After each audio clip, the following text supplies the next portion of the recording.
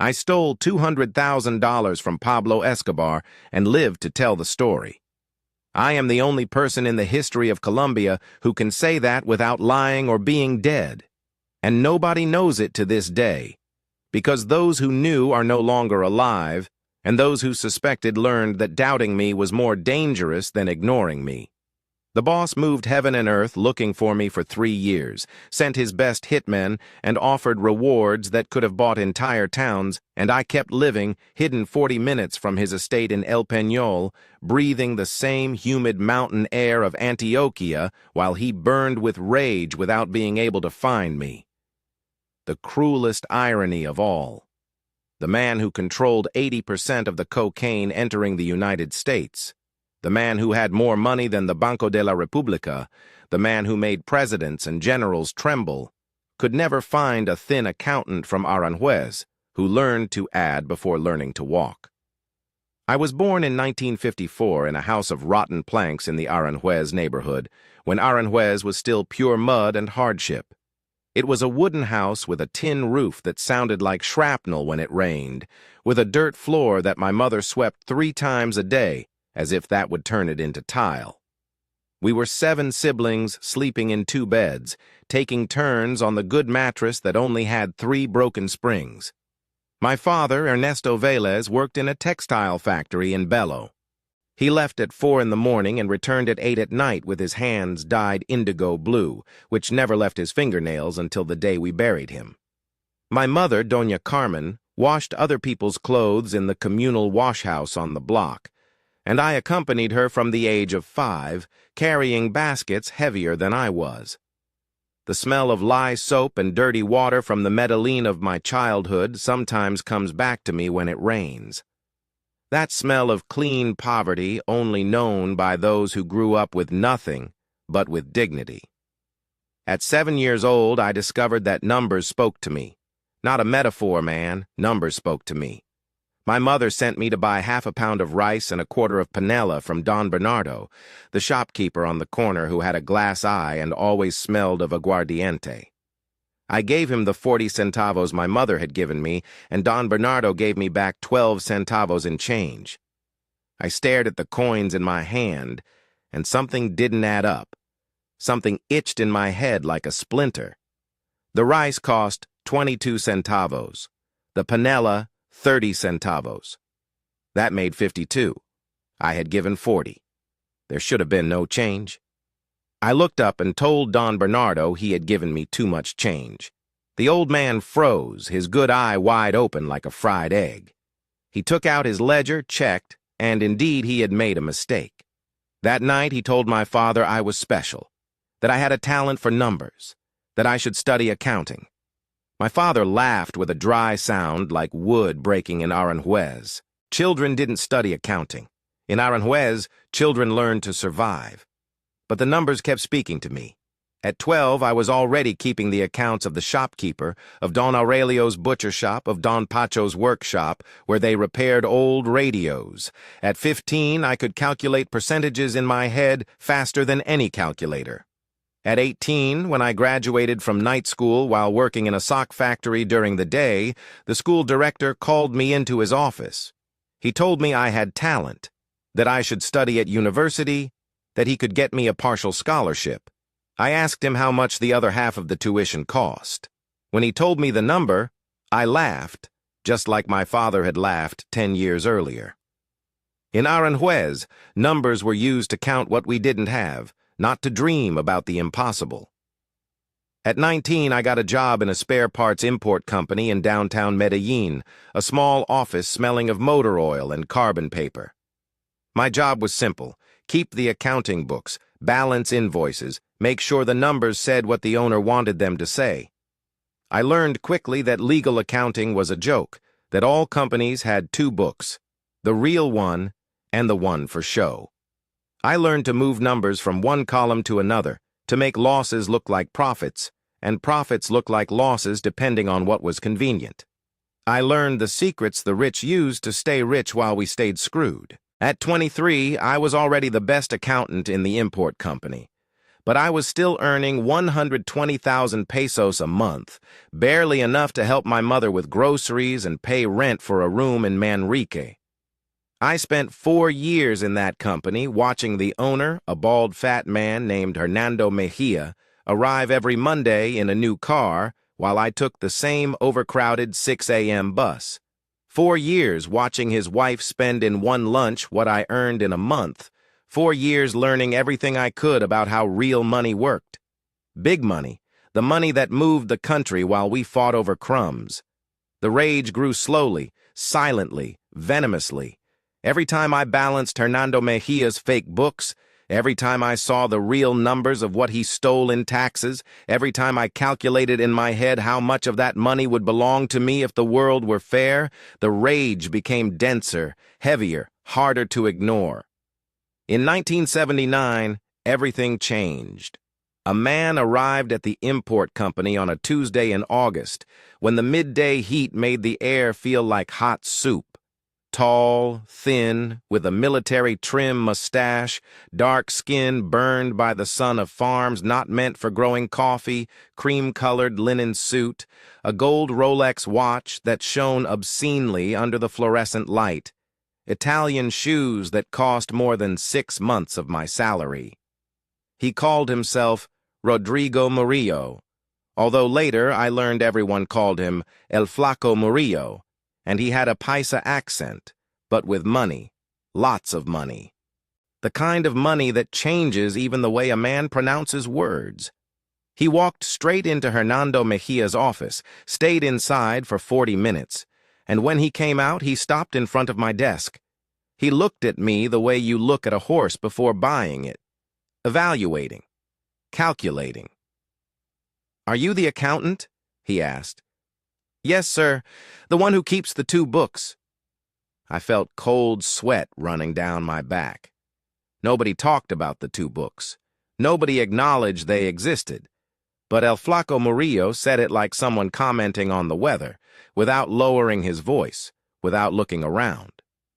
"I don't know what you're talking about," I replied. Automatic lie from years of practice. El Flaco Murillo smiled, a smile that didn't reach his eyes. "Hernando tells me you're the best accountant he's ever had, that you can make numbers say whatever you want." "It's true." I didn't respond. It wasn't a question answered with words. "I need someone like that," he continued. "Someone who understands that numbers are just a version of reality, not reality itself. How much do they pay you here?" 120,000 a month. "I'll offer you 600,000, plus bonuses depending on performance. Interested?" 600,000. 5 times what I earned. More than my father had earned in his entire life working in that textile factory until his lungs filled with lint and he died coughing blood. "Doing what?" I asked. "Accounting. Just for people who have more money and more need for that money not to appear where it shouldn't appear. You understand me?" I understood perfectly. In Medellin, by 1979, everyone understood that the narcos were buying the city. Building by building, farm by farm, soul by soul, and they needed accountants. "When do I start?" El Flaco Murillo widened his smile. "Tomorrow. I'll pick you up at 7 at your house corner. I already know where you live. I already know everything I need to know about you, Jorge Mario." I didn't ask how he knew my full name. I didn't ask how he knew where I lived. I didn't ask anything. I just nodded and watched him leave the office with that walk of a man who has never had to worry about the price of anything. That night I didn't sleep. I counted the cracks in the ceiling of my room in Manrique. 147 cracks I already knew by heart, while thinking about what I had just accepted. I knew who I was going to work for. I knew what it meant. I knew that once I entered, there would be no way out. But I also knew that staying where I was another kind of death. Slower, more humiliating, more invisible. The rage I had accumulated for years finally had an outlet. Not the right one, but an outlet. El Flaco Murillo arrived exactly at 7 a.m. in a white Toyota Land Cruiser with tinted windows. He drove me through unknown roads, ascending the mountains of eastern Antioquia, passing farms with iron gates and armed guards at every entrance. After an hour, we arrived at a property with no visible name, just a 3-meter wall topped with barbed wire and a guard post, where 3 armed men with rifles checked us before letting us pass. The estate was obscene. There is no other word. Obscenely large, obscenely luxurious, obscenely out of place in those mountains where peasants still plowed with oxen. The main house had 3 floors with white columns like in American movies, an Olympic pool, tennis courts, a helipad, and a private zoo with giraffes and elephants that looked as confused as I was to be there, surrounded by armed men. Young men my age carried submachine guns like school backpacks. "Welcome to Hacienda Nápoles," said El Flaco Murillo. "Although technically we are in one of the satellite properties. The main one is further north, but the boss prefers to do business here. Fewer eyes." He took me to an office on the 2nd floor of the main house, with a mahogany desk, an IBM computer that in those days cost more than an apartment, and gray metal filing cabinets from floor to ceiling. Sitting behind the desk, wearing a silk shirt unbuttoned to the 3rd button and a thick gold chain the size of my pinky finger, was the man who needed no introduction. I recognized that face immediately. Everyone in Colombia knew it. His small, calculating eyes, his thick mustache, the smile that could mean he would give you $1 million or have you killed, and sometimes both at the same time. Pablo Emilio Escobar Gaviria, the boss, the head of the Medellin cartel, the richest and most dangerous man in the country.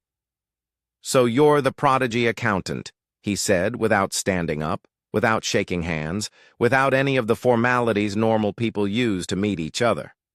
"El Flaco tells me you can do magic with numbers." "It's not magic, Don Pablo. It's mathematics."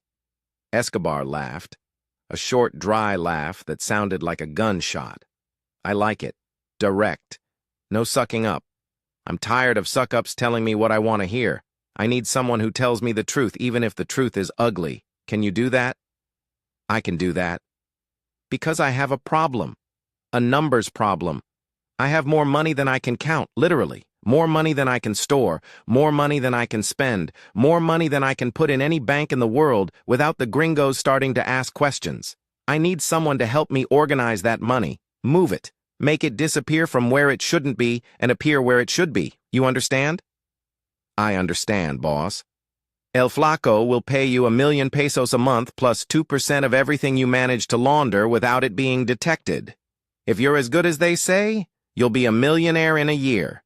If you steal from me or betray me, you'll be a corpse in an hour. Are we clear?" "Very clear, boss."